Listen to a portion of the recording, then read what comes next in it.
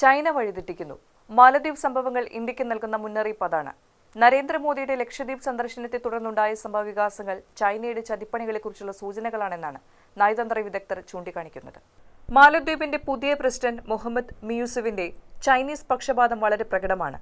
ഇന്നു മുതൽ 12 വരെ ചൈന സന്ദർശിക്കുകയാണ് മുയിസു. മാലദ്വീപ് പ്രസിഡന്റുമാർ ആദ്യം ഇന്ത്യ സന്ദർശിക്കുന്ന കീഴ്വഴക്കം തെറ്റിച്ച മുയിസു ആദ്യം സന്ദർശിച്ചത് ഇന്ത്യ വിരുദ്ധ നിലപാടുള്ള തുർക്കിയാണ് എന്നും ചൂണ്ടിക്കാണിക്കപ്പെടുന്നു. മാലദ്വീപിന്റെ പ്രധാന വരുമാന മാർഗം ടൂറിസമാണ്. മോദിയുടെ സന്ദർശനം ലക്ഷദ്വീപ് ടൂറിസത്തിന് ഉത്തേജനമാകുമെന്ന ആശങ്കയാണ് പ്രശ്നങ്ങൾക്ക് വഴിവെച്ചത്. വിവാദമായതോടെ മാലദ്വീപിനെ ബഹിഷ്കരിക്കാൻ ആഹ്വാനങ്ങൾ ഉയർന്നു.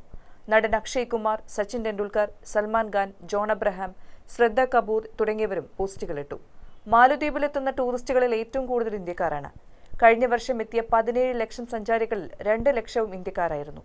വിവാദത്തോടെ മാലദ്വീപ് യാത്ര റദ്ദാക്കിയ നിരവധി ഇന്ത്യക്കാർ പോസ്റ്റുകളിട്ടു. പ്രധാനമന്ത്രി നരേന്ദ്രമോദിയെ അധിക്ഷേപിച്ച 3 മന്ത്രിമാരെ ഗത്യന്തരമില്ലാതെ മാലദ്വീപ് സർക്കാർ പുറത്താക്കി.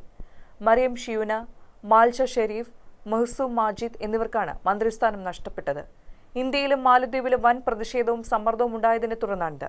മോദിയെ പരിഹസിച്ച് മാലദ്വീപിലെ യുവ ശാക്തീകരണ വകുപ്പ് സഹമന്ത്രിയും വനിതയുമായ മറിയം ഷിയൂന എക്സിൽ പോസ്റ്റിട്ടു. പിന്നാലെ മറ്റ് 2 മന്ത്രിമാരും മാലദ്വീപ് പ്രോഗ്രസീവ് പാർട്ടി MP സായിദ് റമീസും മോശം പോസ്റ്റുകളിട്ടു. ഇതിനെതിരെ ഇന്ത്യൻ ഹൈക്കമ്മീഷൻ കടുത്ത ഭാഷയിൽ പ്രതിഷേധം അറിയിച്ചു. പ്രതിസന്ധികളിൽ മാലദ്വീപിനെ ചേർത്ത് പിടിച്ച ഇന്ത്യയുടെ പ്രധാനമന്ത്രി അവഹേളിച്ചതിൽ അവിടെയും പ്രതിഷേധമുയർന്നിരുന്നു. മുൻ പ്രസിഡന്റ് മുഹമ്മദ് നഷീദ് ഉൾപ്പെടെ രംഗത്ത് വന്നു. പരാമർശം വ്യക്തിപരമാണെന്നും സർക്കാരിന്റെ നിലപാടല്ലെന്നും മോശം പരാമർശം നടത്തിയവർക്കെതിരെ നടപടിയെടുക്കുമെന്നും നേരത്തെ വിശദീകരണക്കുറിപ്പും ഇറക്കിയിരുന്നു.